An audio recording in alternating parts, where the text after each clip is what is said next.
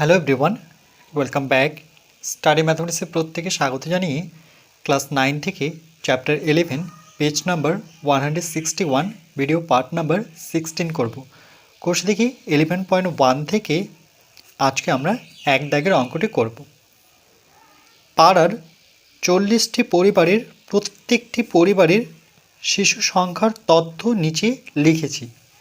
1, 2, কোনো বাড়িতে একটা শিশু, কোনো পরিবারে দুটো শিশু, কোনো পরিবারে কোনো শিশু নেই, কোনো পরিবারে 5টি শিশু, এরকম 2, 3, 0, 1, 6, 4, 1, 2, 5, 2, 2, 4, 1, 0, 2, 3, 5, 4, 4, 4, 1, 4, 3, 1, 3, 3, 2, 6, 2, 2, 1, 2, 6, 2, 0, 2। আমি উপরের তথ্যটির পরিসংখ্যা বিভাজন ছক তৈরি করি, যার শ্রেণীগুলি হলো 0 থেকে 2 রাখতে হবে, তারপরে 2 থেকে 4 ইত্যাদি। এই পরিসংখ্যা বিভাজন ছক থেকে 1 নম্বর হচ্ছে শ্রেণী অন্তর, 2 নম্বর শ্রেণী দৈর্ঘ্য, 3 নম্বর শ্রেণী পরিসংখ্যা, 4 নম্বর শ্রেণী সীমা বলতে কি বুঝি লিখি। তাহলে এই তথ্যগুলোর জন্য আমরা প্রথমে একটা এইভাবে ছক নেব। এই ছকে আমরা প্রথমে লিখব শ্রেণী অন্তর।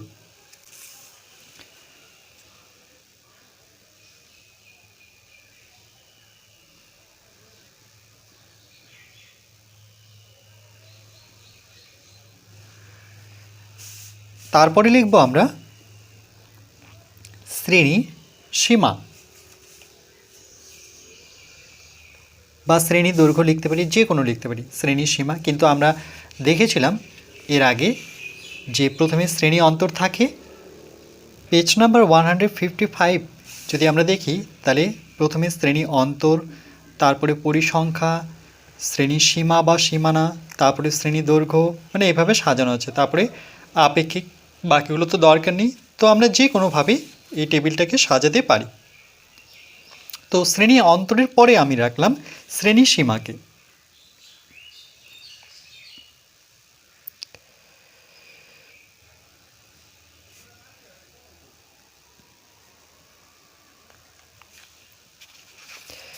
এরপর শ্রেণী দৈর্ঘ্যকে রাখছি আমি।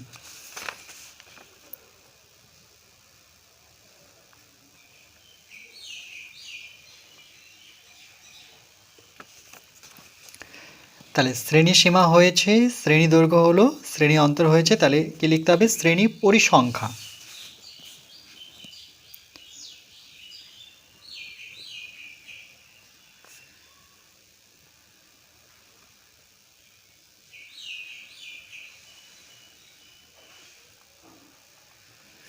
এবার একটা টেবিল আমি ফাঁকা রেখেছি, এটাতে আমি কি করব? টেলিমার্ক লিখব। যেহেতু এখানে টেলিমার্ক বলেনি, কিন্তু আমি টেলিমার্কটা এখানে লিখব, এতে গণনা করতে সুবিধা হয়।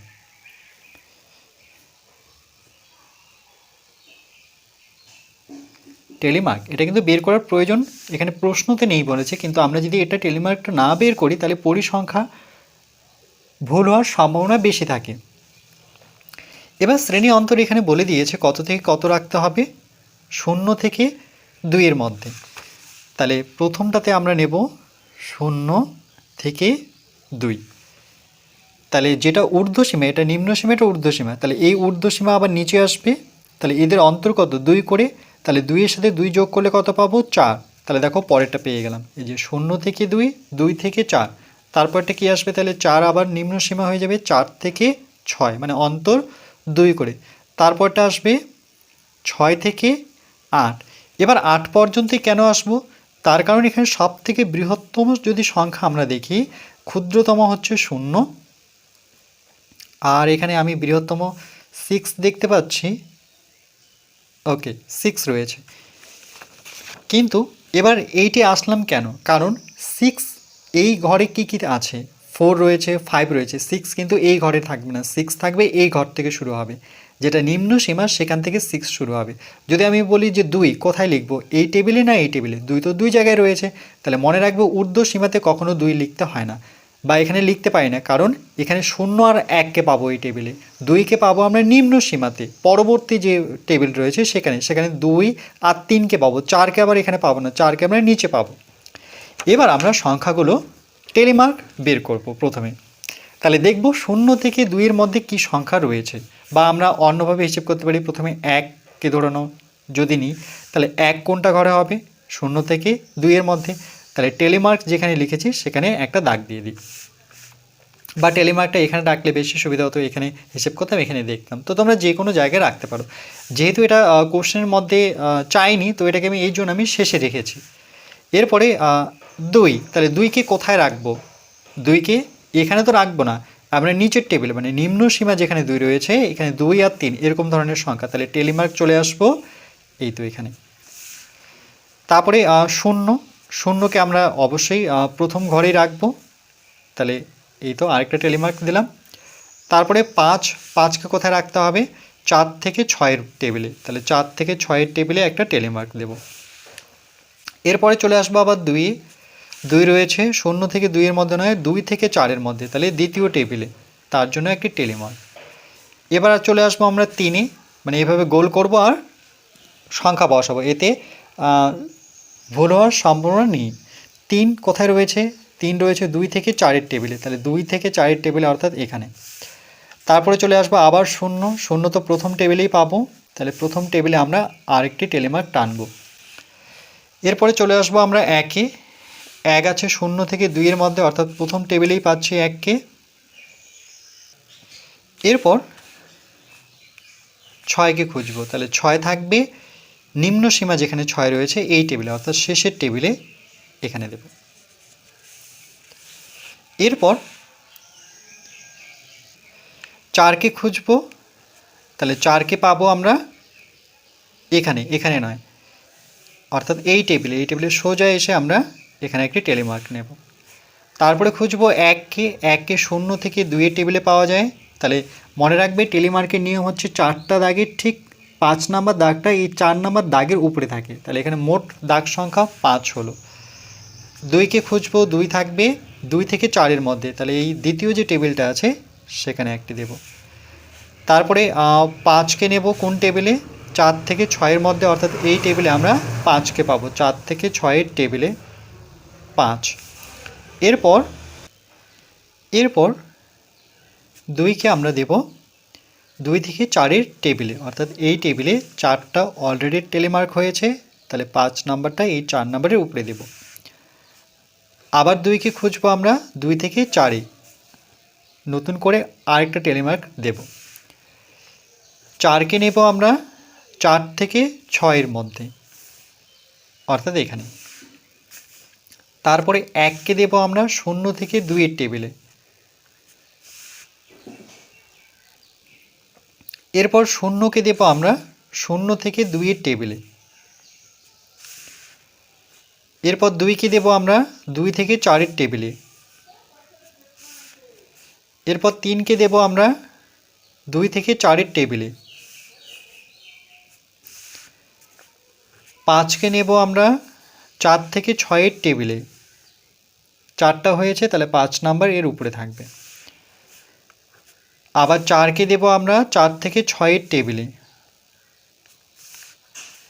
আবার 4 রয়েছে তাহলে এই টেবিলেই হবে, পরেরটাও 4, তাহলে ঠিক একই টেবিলে পরপর লিখলাম।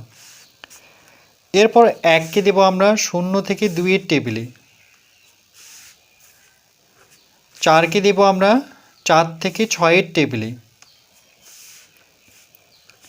3কে দেব আমরা 2 থেকে 4-এর টেবিলে। 1কে দেব আমরা 0 থেকে 2-এর টেবিলে। 3কে দেব আমরা 2 থেকে 4-এর টেবিলে, তাহলে 4টা হয়েছে, 5 নাম্বারটা উপরে থাকবে। এরপর আমরা 3কে দেব 2 থেকে 4-এর টেবিলে। 2কে দেব 2 থেকে 4-এর টেবিলে। 6কে দেব আমরা 6 থেকে 8-এর টেবিলে রাখব। পরপর দুটো 2, তাহলে দুটো দাগ একবারে নেব, 2কে দেব 2 থেকে 4-এর টেবিলে, তাহলে দুটো দাগ পরপর, কারণ দুটো 2 পরপর ছিল। এরপর 1কে দেব আমরা 0 থেকে 2-এর টেবিলে, 4টা হয়েছে, তাহলে এর উপরে থাকবে 5 নম্বর।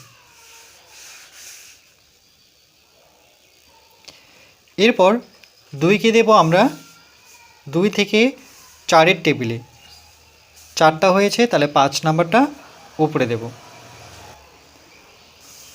এরপর 6কে দেব আমরা 6 থেকে 8-এর টেবিলে,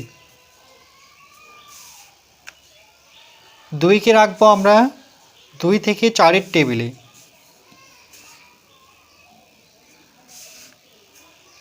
0কে দেব আমরা 0 থেকে 2-এর টেবিলে, 2কে দেব আমরা 2 থেকে 4-এর টেবিলে। তাহলে প্রথমটাতে টেলিমার্ক কত? এখানে 5, এখানে 5, 10 আর এখানে 1, তাহলে 11। আর পরেরটাতে কত? 5, 10, 15 আর 2 যোগ করলে পরে 17। আর তারপরেরটা হচ্ছে 5, এখানে 4, তাহলে যোগ করলে পরে 9। তারপরে টেলিমার্ক কত? 3। তাহলে দেখো টেলিমার্ক থেকে আমাদের পরিসংখ্যা, শ্রেণী পরিসংখ্যা আসতে সুবিধে, শুধু মার্কগুলো গুনবো আর এখানে সংখ্যা বসাবো, কারণ এখানে 5, এখানে 5, 10 আর 1 যোগ করলে 11, এখানে 5, এখানে 5, এখানে 5, 3টা 5 15 আর 2 যোগ করলে 17, 5 আর 4 যোগ করলে 9, এখানে 3। এবার চলে আসবো শ্রেণীর সীমাতে। শ্রেণীর সীমার নিয়ম হচ্ছে, এটা দেখো সীমা বা সীমানা দুটোই বলতে পারি, কারণ এখানে যেটা ঊর্ধ্ব সীমা সেটা এখানে নিম্ন সীমা, আবার যেটা এখানে ঊর্ধ্ব সীমা এটা নিম্ন সীমা। যদি এভাবে থাকে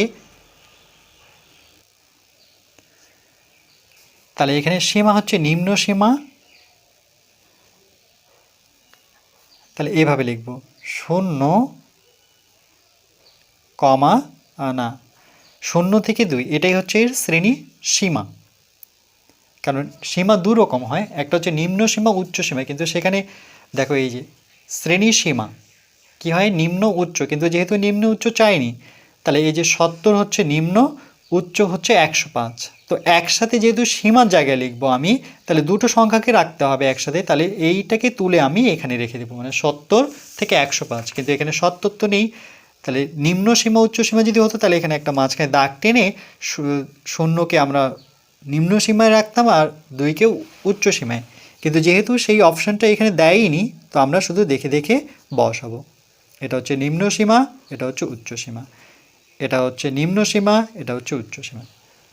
তাহলে শ্রেণী অন্তর যা, নিম্ন সীমা ঠিক তাই। এবার দৈর্ঘ্য কী করে বের করতে হয়? দেখো 0 থেকে 2 এদের মধ্যে দূরত্ব কত? 2, অন্তর 2, 2 থেকে 4 এদের অন্তর কত? 2, তারপরে সংখ্যাটা হচ্ছে 3, তারপরে 4, মানে 2 অন্তর। 6 থেকে 4 বাদ দাও 2, 8 থেকে 6 বাদ দাও 2, এভাবেও ভাবতে পারি। 2 থেকে 0 বাদ দিলে সেটাই তার দৈর্ঘ্য 2, মানে ঊর্ধ্ব সীমা থেকে নিম্ন সীমা বাদ দিলেই কিন্তু আমরা শ্রেণীর দৈর্ঘ্য পেয়ে যাই। পেজ নাম্বার 154-এ এই নিয়মটি পাবো। শ্রেণীর দৈর্ঘ্য বের করার নিয়ম হচ্ছে ঊর্ধ্ব সীমা থেকে নিম্ন সীমানা বাদ দেব। তাহলে ঊর্ধ্ব বলতে বড়টা, নিম্ন বলতে ছোটটা। তাহলে এটা হচ্ছে ঊর্ধ্ব, 2 থেকে 0 বাদ দিলে 2, 4 থেকে 2 বাদ দিলে 2, 6 থেকে 4 বাদ দিলে 2, 8 থেকে 6 বাদ দিলে 2। তাহলে এই ছকটাই হচ্ছে আমাদের উত্তর।